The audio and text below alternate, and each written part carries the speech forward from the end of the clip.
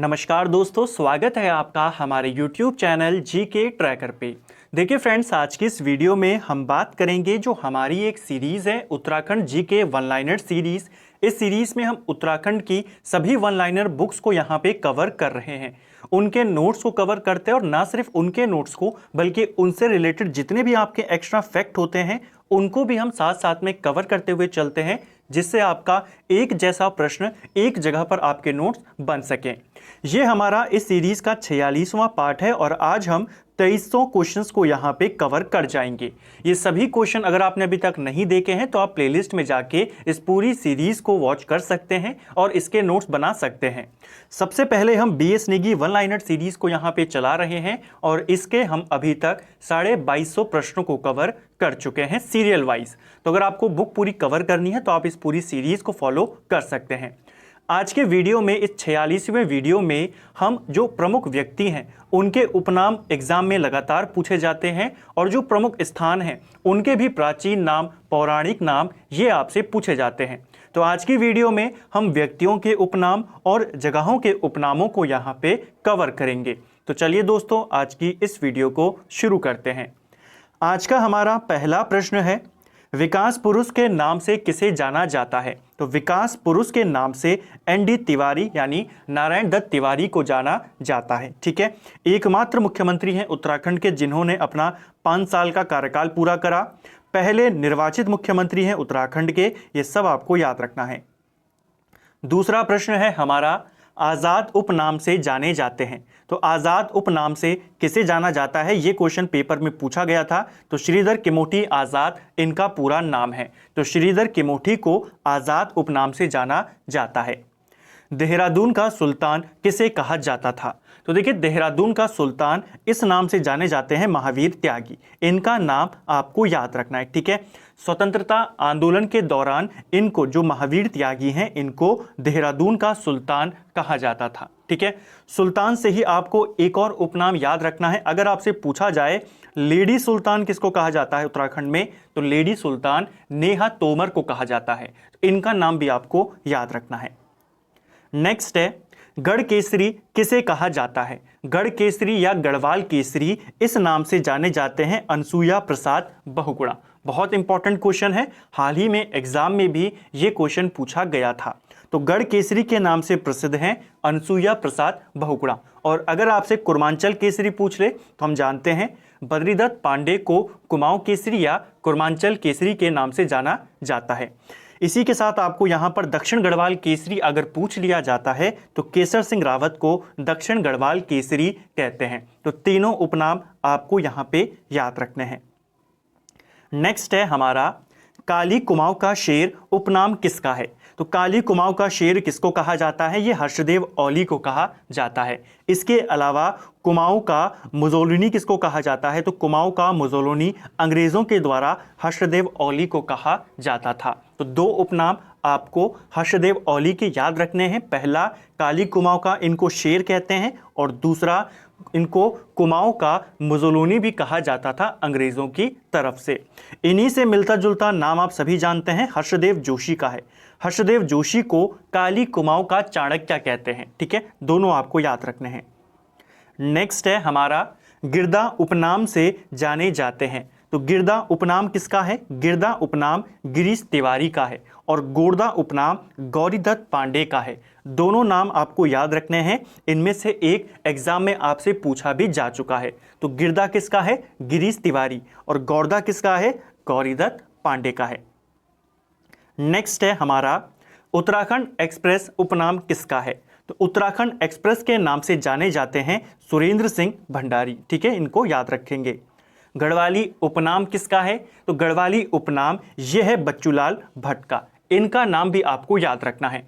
एक और गढ़वाली उपाधि किसकी थी? चंद्र सिंह गढ़वाली की। ठीक है, उनको गढ़वाली की उपाधि किसके द्वारा दी गई थी, ये आपने कमेंट बॉक्स में बताना है, पूछा जाता है। ठीक है, धर्माधिकारी उपनाम किसका है? धर्माधिकारी उपनाम यह है महीधर शर्मा डंगवाल का। इनका नाम आपको याद रखना है। उत्तराखंड का चाणक्य किसे कहा जाता है? देखिए, अगर आपसे काली कुमाऊं का चाणक्य पूछा जाता है तो आप हर्षदेव जोशी को बताएंगे, और अगर आपसे उत्तराखंड का चाणक्य या जो गढ़वाल का चाणक्य अगर आपसे पूछा जाता है, पर्टिकुलर गढ़वाल का चाणक्य, तो आप पुरिया नैथानी के बारे में बताएंगे।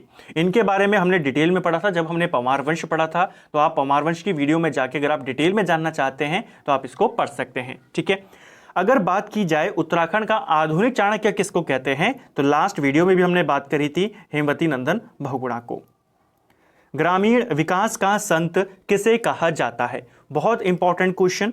ग्रामीण विकास का संत दीप जोशी को कहा जाता है। दीप जोशी एक प्रसिद्ध समाज सेवी हैं और वर्ष 2009 में दीप जोशी को एशिया का नोबेल पुरस्कार, जिसे रेमन मैग्सेसे पुरस्कार, ठीक है, तो उस पुरस्कार से इनको सम्मानित किया गया था। ये उत्तराखंड के दूसरे व्यक्ति हैं जिनको रेमन मैग्सेसे पुरस्कार मिला। कब मिला? 2009 में। इनका उपनाम क्या है? ग्रामीण विकास का संत। ठीक है, ये आपसे पूछा जाता है। पहले व्यक्ति कौन थे जिनको रेमन मैग्सेसे मिला था? तो चंडी प्रसाद भट्ट। ठीक है, बैडमिंटन क्वीन के नाम से प्रसिद्ध हैं, तो बैडमिंटन क्वीन के नाम से मधुमिता बिष्ट जानी जाती हैं। आपसे ऐसा क्वेश्चन भी बन सकता है कि बताइए मधुमिता बिष्ट किस खेल से संबंधित हैं? तो ये बैडमिंटन क्वीन है, बैडमिंटन से ये संबंधित है, काफी प्रसिद्ध खिलाड़ी ये बैडमिंटन की रही थी। ठीक है, गढ़वाल का महर्षि किसे कहा जाता है? गढ़वाल का महर्षि तारादत्त गैरोला को कहा जाता है। इंपॉर्टेंट है, ध्यान रखेंगे। तारादत्त गैरोला को इसके अलावा गढ़वाल जन जागरण का पितामह भी कहा जाता है। तो गढ़वाल का महर्षि, गढ़वाल जन जागरण का पितामह किसे कहते हैं? तारादत्त गैरोला को। उत्तराखंड का टॉयलेट मैन उपनाम किसका है? तो राज्य में टॉयलेट मैन के नाम से कौन प्रसिद्ध है? रमेश भटेजा। ठीक है, इंपॉर्टेंट है। एपण गर्ल ऑफ कुमाऊं किसका उपनाम है? तो एपण गर्ल ऑफ कुमाऊं के नाम से मीनाक्षी खाती जानी जाती हैं। उत्तराखंड की मदर टेरेसा के नाम से कौन प्रसिद्ध हैं?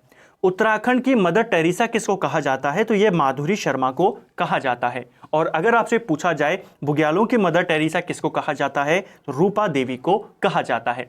दोनों एक जैसे प्रश्न हैं, दोनों आपको याद रखने हैं। अगर उत्तराखंड की पूछेगा माधुरी शर्मा, बुग्यालों की मदर टेरेसा पूछेगा रूपा देवी। नेक्स्ट है, द किंग ऑफ हर्सिल किसे कहा जाता है? द किंग ऑफ हर्सिल ये कहा जाता है फ्रेडरिक विल्सन को। ठीक है, फ्रेडरिक विल्सन को किंग ऑफ हर्सिल के अलावा पहाड़ी विल्सन के नाम से भी जाना जाता है। ठीक है, ये भी पूछा जा चुका है पेपर में कि इनमें से किसे पहाड़ी विल्सन कहा जाता था, तो फ्रेडरिक विल्सन। ठीक है, जो इसके लिए काम करते थे, इसके नीचे काम करते थे, वे इसको राजा विल्सन करके भी बुलाते थे। ठीक है, नेक्स्ट है, उत्तराखंड का माउंटेन मैन किसे कहा जाता है? तो उत्तराखंड का माउंटेन मैन अनिल जोशी को कहा जाता है। ठीक है, ये आपको याद रखेंगे। और उत्तराखंड में जो माउंटेन गोट है वो किसको कहा जाता है? पहाड़ी बकरी, वो कहा जाता है चंद्रप्रभा ऐतवाल को। दोनों नाम आपको याद रखने हैं। पहाड़ का अंबेडकर किसे कहा जाता है?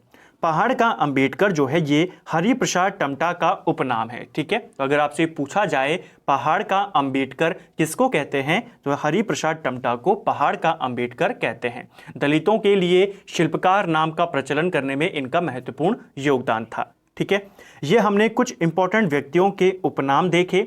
अगर हम अन्य नामों की बात करें तो एक नाम आता है, हमने लास्ट वीडियो में भी देखा था, मैंने आपको बताया था कि गढ़वाल का भीष्म पितामह किसको कहते हैं। तो गढ़वाल का भीष्म पितामह जो बैरिस्टर मुकुंदीलाल हैं उनको कहा जाता है। ठीक है, एक आपको ये याद रखना है। एक है विश्व रत्न किसकी उपाधि है?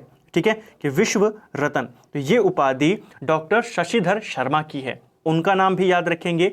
इनके अलावा हमने एक और क्वेश्चन देखा था प्रीवियस वीडियोस में कि किसे नशा मुक्ति अवस्थी के नाम से जाना जाता है। तो नशा मुक्ति अवस्थी के नाम से पीताम्बर अवस्थी को जाना जाता है। तो ये सारे उपनाम आपको याद रखने हैं, ये सब पेपर में पूछे जाते हैं। ठीक है, चलिए नेक्स्ट है हमारा, कुछ व्यक्तियों के उपनाम हमने प्रीवियस वीडियो में देखे थे, जो लास्ट वाला पार्ट था, और जो बचे थे उनके हमने यहां पर देखे।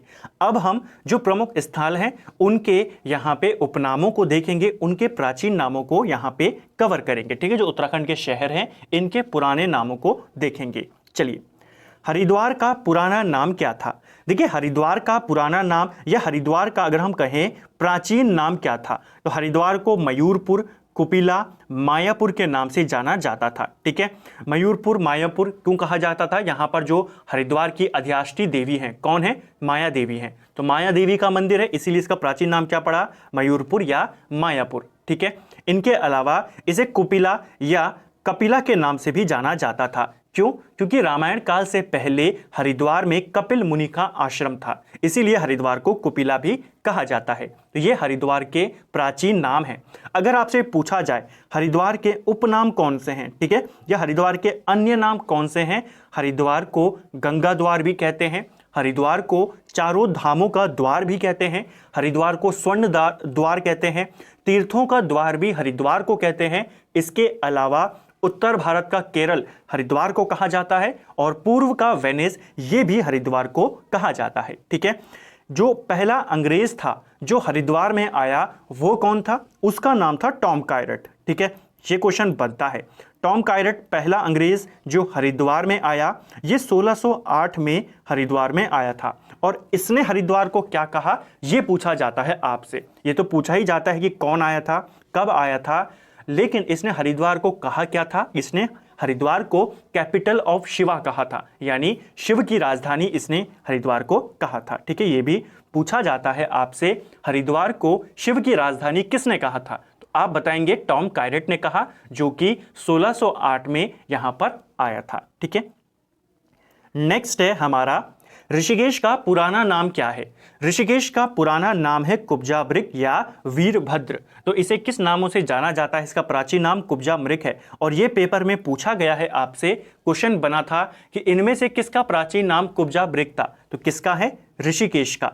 इसके अलावा इसे वीरभद्र के नाम से भी जाना जाता है। अन्य नामों की अगर हम बात करें ऋषिकेश की, तो इसे संत नगरी भी कहते हैं, याद रखेंगे। इसे योग नगरी के नाम से भी जाना जाता है। ठीक है, देहरादून का पुराना नाम क्या था? देहरादून का पुराना नाम कहें या फिर देहरादून का प्राचीन नाम क्या था? तो देहरादून का प्राचीन नाम पृथ्वीपुर था, इसको याद रखेंगे। इसके अलावा देहरादून का एक और प्राचीन नाम था शिवभूमि। ठीक है, तो शिवभूमि किसका नाम है प्राचीन? देहरादून का। दोनों में कंफ्यूज मत करना, शिवभूमि पूछेगा देहरादून, शिव की राजधानी पूछेगा हरिद्वार। ठीक है, तो शिवभूमि, पृथ्वीपुर ये देहरादून के प्राचीन नाम हैं। अगर हम देहरादून के अन्य नामों की बात करें और किस नाम से जाना जाता है देहरादून, उपनामों की अगर बात करें तो सैनिक नगर कहा जाता है देहरादून को। इसके अलावा यहाँ पर आप जानते हैं फॉरेस्ट रिसर्च इंस्टीट्यूट है, इसीलिए इसे वन नगर के नाम से भी जाना जाता है। और देहरादून को भारत सरकार ने लीची निर्यात जोन घोषित किया है, इसीलिए देहरादून को लीची नगर के नाम से भी जाना जाता है। ये कुछ इंपॉर्टेंट नाम, क्वेश्चन बन जाता है कि इनमें से किस जिले को लीची नगर कहते हैं। तो आपको क्वेश्चन आपने पढ़ा है कि भारत सरकार ने देहरादून को लीची निर्यात जोन घोषित किया है, तो ये हमारा लीची नगर हो गया। ठीक है, चलिए नेक्स्ट है हमारा चक्राता का प्राचीन नाम क्या था? चक्राता का प्राचीन नाम है एक चक्रा। ये पूछा जा सकता है, आपको इसे याद रखना है। कालसी का पुराना नाम क्या था? पुराना की यानी कि हम प्राचीन की बात कर रहे हैं, तो कालसी का प्राचीन नाम कालकूट था। शुद्ध नगर के नाम से भी कालसी को जाना जाता है, इसे भी आपको याद रखना है। नेक्स्ट है जो लाखा मंडल है, लाखा मंडल का पुराना नाम क्या था? लाखा मंडल का पुराना नाम है मढ़, इसे आपको याद रखना है। काफ़ी अलग सा नाम है, तो पूछा जा सकता है कि इनमें से किसका नाम मढ़ था प्राचीन काल में? तो लाखा मंडल का। उत्तर काशी का पौराणिक नाम क्या था? उत्तर काशी के आपको दो इंपॉर्टेंट नाम याद रखने हैं जो पेपर में पूछे गए हैं। पहला नाम पौराणिक नाम है और दूसरा नाम इसका प्राचीन नाम है। ठीक है, अगर पूछेगा पौराणिक नाम किसे कहते हैं, तो पौराणिक नाम है इसका सौम्यकाशी, और अगर प्राचीन पूछेगा तो बाड़ाहाट। ठीक है, यानी कि पूर्व काल में इसे बाड़ाहाट कहते थे और पुराणों में इसे सौम्यकाशी कहा गया है, इसीलिए ये पौराणिक नाम और ये प्राचीन नाम, पुराना नाम। ठीक है, दोनों याद रखेंगे, पूछा जा सकता है। इसके अलावा उत्तर काशी को शत्रुघ्न के नाम से भी जाना गया है। ठीक है, तो इसे भी आपको याद रखना है कि शत्रुघ्न नगर किसको कहते थे? उत्तर काशी को। बलना किसका पुराना नाम है? बलना किसका प्राचीन नाम है? ये है कौसानी का। ठीक है, इसे आपको याद रखना है, ऐसे नाम पूछे जाते हैं। 3 इंपॉर्टेंट नाम, एक कौसानी का बलना, दूसरा रुद्रप्रयाग का पुनाड़ और तीसरा चंपावत का कुमू। ये तीनों इंपॉर्टेंट है, तीनों आपको याद होने चाहिए ज्यादातर। ठीक है, चलिए, बलना किसका उपनाम है? कौसानी का। महात्मा गांधी ने भी कौसानी को एक उपनाम दिया था, इसे भारत का स्विट्जरलैंड उन्होंने कहा था। रुद्रप्रयाग का पुराना नाम क्या था? रुद्रप्रयाग का पुराना नाम या यूं कहें प्राचीन नाम क्या है? पुनाड़ है। और रुद्रप्रयाग को महाभारत में क्या कहा गया है? तो रुद्रप्रयाग को महाभारत में जो इसका नाम मिलता है वो रुद्राव्रत मिलता है। ठीक है, महाभारत में इसका क्या नाम मिलता है? महाभारत में इसका नाम रुद्राव्रत मिलता है, ये भी आपको याद रखना है। और प्राचीन नाम क्या है? पुनाड़। पूछा जाता है पुनाड़ किसका प्राचीन नाम है? रुद्रप्रयाग का। माणा गांव का पुराना नाम क्या था? माणा गांव उत्तराखंड की सीमा पर या भारत की सीमा पर बसा अंतिम गांव है। ठीक है, और इसका प्राचीन नाम था मणिभद्रपुरी। ये भी एक प्रीवियस ईयर क्वेश्चन है, याद रखेंगे। टिहरी का पुराना नाम क्या था? टिहरी को गणेश प्रयाग धनुष तीर्थ के नाम से भी जाना जाता है। तो टिहरी का पुराना नाम क्या है? गणेश प्रयाग, धनुष तीर्थ। इसके अलावा पहले इसे त्रिहरी क्षेत्र के नाम से भी जाना जाता था। ठीक है, टिहरी को पहले धुनारों की बस्ती भी कहा जाता था। तो ये सारे नाम आपको टिहरी के याद रखने हैं, एक जगह पर इनको नोट कर लेना है। सुदर्शन क्षेत्र इंद्रप्रयाग किसका उपनाम है? देखिए, सुदर्शन क्षेत्र पढ़ करके आप टिहरी ना चले जाएं। सुदर्शन क्षेत्र जो उपनाम है, पर्टिकुलर अगर आपको जगह पूछेगा, देवप्रयाग का नाम आप बताएंगे। ठीक है, तो सुदर्शन क्षेत्र और इंद्रप्रयाग ये दोनों उपनाम किसके हैं? देवप्रयाग के। ठीक है, नरेंद्र नगर का पुराना नाम क्या था? देखिए, पवार राजाओं ने जब वो टिहरी पे शासन कर रहे थे तो अपने नाम से उन्होंने राजधानियां बसाई। एक बसाई सबसे पहले प्रताप शाह ने प्रताप नगर बसाया, फिर कीर्ति शाह ने बसाया, फिर नरेंद्र शाह ने भी बसाया। इनके पुराने नाम आपसे पूछे जाते हैं। तो प्रताप नगर जो बसाया गया था प्रताप शाह के द्वारा, इसका पुराना नाम डांगधार था। कीर्ति नगर जो बसाया कीर्ति शाह ने, इसका पुराना नाम बिलौली गांव था। और नरेंद्र नगर जो बसाया नरेंद्र शाह ने, इसका पुराना नाम ओढ़ा थली था। तो तीनों नाम आपको याद रखने हैं, तीनों राजधानियों के नाम मैंने आपको यहां पर एक जगह पर बताए। नरेंद्र नगर का क्या है? ओढ़ा थली। प्रताप नगर डांगधार, कीर्ति नगर बिलौली गांव। सुबाहुपुर किसका पुराना नाम है? तो सुबाहुपुर किसका पुराना नाम है, किसका प्राचीन नाम है? श्रीनगर का। ठीक है, श्रीनगर को सुबाहुपुर के नाम से भी जाना गया है, इसे श्री क्षेत्र के नाम से भी जाना गया है। तो श्री क्षेत्र भी किसे कहते हैं? श्रीनगर को।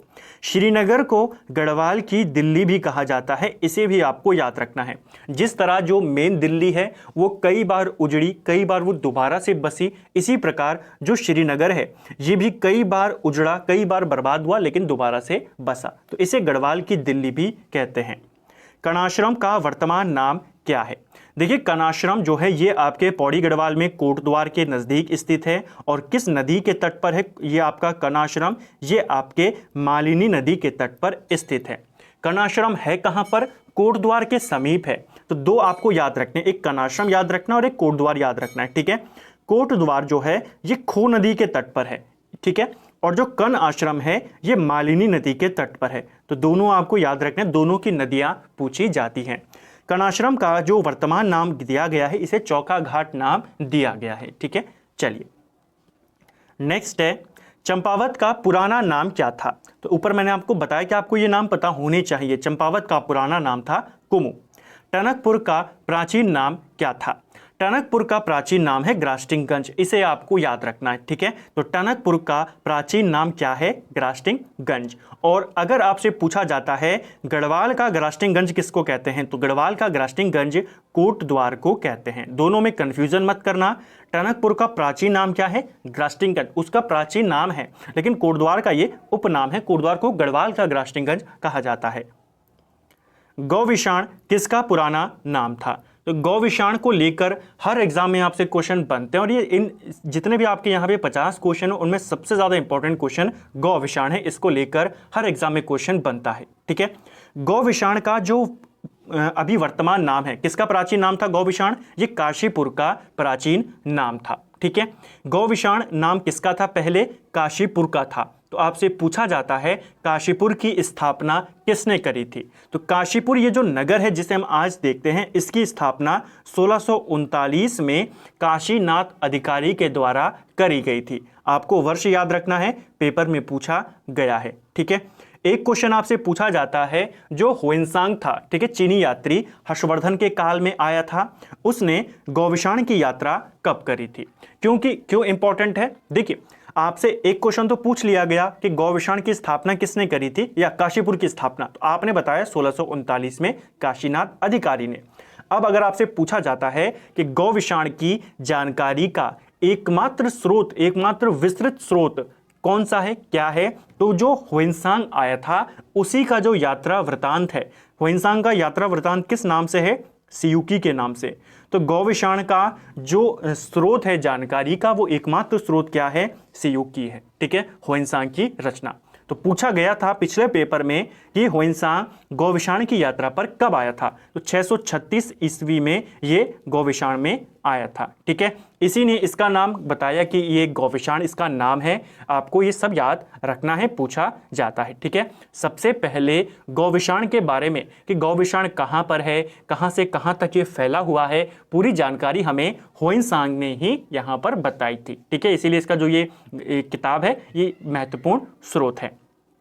गौविषाण को लेकर आपसे दो क्वेश्चन और बनते हैं। पहला कि गौविषाण का सबसे पहले सर्वेक्षण किसने किया था? तो गौविषाण का सबसे पहले जो सर्वेक्षण किया था वो कनिंघम ने किया था। और दूसरा प्रश्न आपसे बनता है कि एक अंग्रेज यात्री है जिसका नाम है बिशप हेबर। ठीक है, नाम आपने इसका सुना होगा। बिशप हेबर ने किस वर्ष गौविषाण की यात्रा करी थी? तो कि बिशप हेबर ने गौविषाण की यात्रा 1824 में करी थी। तो ये सारे क्वेश्चन आपको याद रखने हैं। नानकमत्ता का पुराना नाम क्या है? नानकमत्ता उधम सिंह नगर में है और नानकमत्ता विधानसभा सीट भी है और अनुसूचित जनजाति के लिए ये रिजर्व्ड भी है। दूसरी सीट कौन सी है एसटी के लिए? देहरादून की चक्राता। ठीक है, नानकमत्ता का जो पुराना नाम है यह है बख्शी और इसे सिद्धतमा के नाम से भी जाना जाता था। ठीक है, किलपुरी किसका प्राचीन नाम है? देखिए, यहां पर आपको बताना है कि जो किलपुरी है ये किसका प्राचीन नाम है। तो यहां पर इसे करेक्शन करना, किच्छा का प्राचीन नाम है किलपुरी। ये भी उधम सिंह नगर में है, तो क्वेश्चन पेपर में बन सकता है। तो किलपुरी किसका प्राचीन नाम था? ये आपके किच्छा का प्राचीन नाम था। नेक्स्ट है डीडी हाट का पुराना नाम क्या है? तो जो हम पढ़ते हैं कि सिरा राज्य, हमने हिस्ट्री में पढ़ा है, तो सिरा राज्य का ही वर्तमान नाम क्या है? डीडी हाट। ठीक है, तो डीडी हाट का प्राचीन नाम क्या था? सिरा राज्य। मुनस्यारी का पुराना नाम क्या था? मुनस्यारी का प्राचीन नाम पेपर में पूछा जा सकता है, तिकसेन इसका प्राचीन नाम था। ठीक है, उत्तराखंड का नीलगिरी किसका उपनाम है? उत्तराखंड का नीलगिरी बागेश्वर को कहा जाता है। इसके अलावा बागेश्वर को अग्नि तीर्थ के नाम से भी जाना जाता है। इस नाम को भी आपको याद रखना है, अग्नि तीर्थ के नाम से किसे जाना जाता है? बागेश्वर का ये प्राचीन नाम है अग्नि तीर्थ। इसे उत्तराखंड का नीलगिरी भी कहते हैं। भृंगतुंग नाम से किसे जाना जाता था? देखिए, महाभारत में जो केदारनाथ धाम है इसे भृंगतुंग कहा जाता था। तो महाभारत में केदारनाथ धाम को क्या कहा जाता था? भृंगतुंग। ये पेपर में बन सकता है कि भृंगतुंग किसका पौराणिक नाम है, किसका प्राचीन नाम है? ये आपके केदारनाथ का प्राचीन नाम है। लैंसडाउन का पुराना नाम क्या था? देखिए, लैंसडाउन में जो गढ़वाली पलटन थी, गढ़वाल राइफल्स थी, ये 1887 में गई थी। ठीक है, नवंबर 1887 में ये गए थे लैंसडाउन में। उस समय लैंसडाउन का जो नाम था वो कालो का डांडा था। ठीक है, क्या नाम था? कालो का डांडा। गढ़वाल पलटन कब आई थी लैंसडाउन में? नवंबर 1887 में। गढ़वाल राइफल या गढ़वाल पलटन की स्थापना कब होती है? हम पढ़ चुके हैं, मई 1887 में। उसी साल होती है, मई में। कहां पर होती है? अल्मोड़ा में होती है। नवंबर 1887 में इसे यहां पर ले जाया जाता है लैंसडाउन में। इसका नाम क्या था? कालो का डांडा। इसका नाम कालो का डांडा से लैंसडाउन कब परिवर्तित किया गया? 1890 में। उस समय जो भारत का वायसराय था लैंसडाउन, उसके नाम पर इसका नाम रख दिया गया। खटीमा का पुराना नाम क्या था? खटीमा का पुराना नाम था मकरपुर। बाजपुर का पुराना नाम क्या था? तो बाजपुर का पुराना नाम था मुंडिया। ठीक है, किस जनपद का पुराना नाम लाल सांगा है? ये इंपॉर्टेंट क्वेश्चन है कि लाल सांगा किस जनपद का पुराना नाम था? तो ये चमोली का पुराना नाम था। जसपुर का पुराना नाम क्या था? तो जसपुर का पुराने नाम की अगर हम बात करते हैं तो शाहजफर या शहजगीर, ये दोनों नाम आपको याद रखने हैं, दोनों आपको देखने को मिलते हैं। रानी बाग का पुराना नाम क्या था? रानी बाग का जो पुराना नाम है चित्रशिला के नाम से इसे जाना जाता है। ठीक है, तो चित्रशिला किसका प्राचीन नाम है? रानी बाग का। नैनीताल का प्राचीन नाम क्या है? देखिए, जो नैनीताल वाला इलाका है ये पहले छकाता के नाम से प्रसिद्ध था। ठीक है, छकाता परगने में ये पड़ता था। कहा जाता था कि यहाँ पर हजारों झील है यहाँ पर। ठीक है, काफ़ी सारी झीलें यहाँ पर थी, इसलिए इसे छकाता परगना कहा गया था। ठीक है, ये भी आपको याद रखना है। उत्तराखंड का पुराणों में क्या नाम मिलता है? तो उत्तराखंड को पुराणों में ब्रह्मपुर कहा गया है, खसदेश कहा गया है, ये भी आपको याद रखना है। इसके अलावा जो स्कंद पुराण है उसमें उत्तराखंड को दो हिस्सों में बांटा गया है, एक को मानसखंड कहा गया है और एक को केदारखंड। केदारखंड यानी आज का गढ़वाल, मानसखंड यानी आज का कुमाऊं। तो इसे भी आपको याद रखना है। स्कंद पुराण में गढ़वाल को केदारखंड और कुमाऊं को मानसखंड कहकर संबोधित किया गया है, तो इसे भी आपको याद रखना है। अगर हम कुछ अन्य नामों की बात करें जो आपसे पूछे जा सकते हैं एग्जाम के अंदर, जैसे आपसे पूछा जाता है फूलों की घाटी का अन्य नाम क्या थे? तो फूलों की घाटी को हम नंदन कानन के नाम से जानते हैं।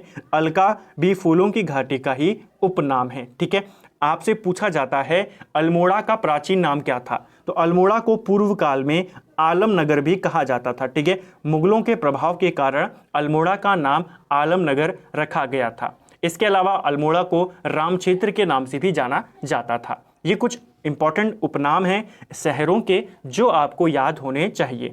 तो फ्रेंड्स, ये था हमारा Uttarakhand GK one liner series का। आज हमने 46वां पार्ट यहाँ पे कवर किया और आप देख सकते हैं 2300 प्रश्नों को हम यहाँ पे कवर कर चुके हैं। लगभग 80% से ज़्यादा पूरी किताब हम यहाँ पे कवर कर चुके हैं। तो उसी हिसाब से अब आपके कुछ और पार्ट्स यहाँ पर आने हैं और पूरी बुक आपकी सीरियल वाइज वन लाइनर के रूप में अतिरिक्त तथ्यों के साथ यहाँ पे कवर हो जाएगी।